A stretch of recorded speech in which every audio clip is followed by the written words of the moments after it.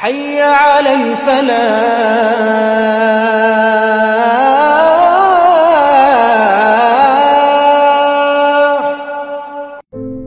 Yine tezgahtayım.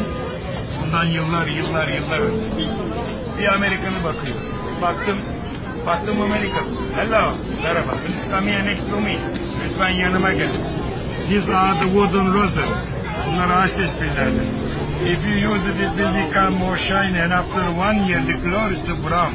Eğer bunları 1 yıl çekerseniz şöyle yaparlar, böyle renkleştir, böyle kızı anlattım. Ver bir tane verdim. Böyle bir şeyler yapıyor.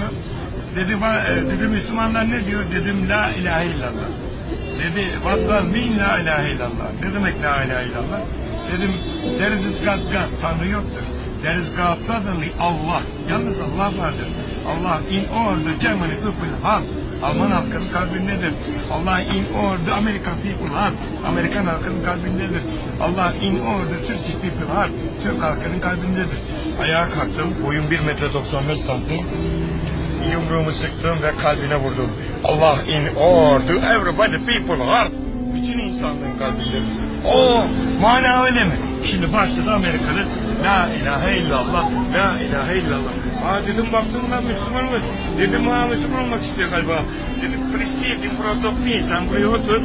Ecazımın üstüne bir dakika müsaade. Fırladım bütün caminin arkasından. Kur'an satılıyordu. Kur'an tevafuk o ya. Kur'an ve İngilizce manası. Bir de peygamberin hayatı. 2 kitap aldım buna hediye ettim. Diyeceksin ki peygamber hayatını niye veriyorsun? Peygamber hayatını bilmeyen Kur'an'dan bir şey anlayamaz. Bu aldı gitti. Aradan 6-7 sene falan geçti. Biri geldi. Aleykümselam abi. Sarıklı, kallı, sakallı, cübbeli, sarıklı, sakallı, cübbeli, aleykümselam canım. Başka bir dakika müsaade.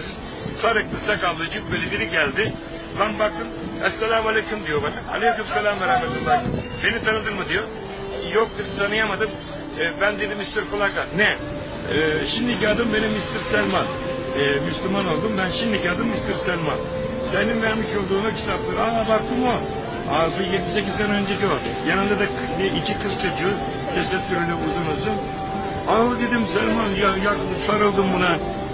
Koklaştık, seviştik. Çok sevindim Müslüman olmuş. Ben de Amerika'da bir gazetenin köşe yazarıyım.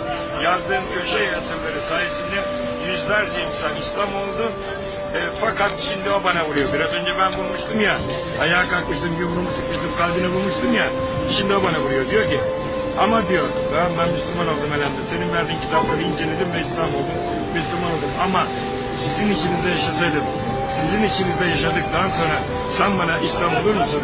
Sen bana Müslüman olur musun deseydin asla olmazdı. Çünkü hiçbirinizin hayatının İslam'la uzak yakın alakası yok. Selamun Aleyküm. Hayırlı günler.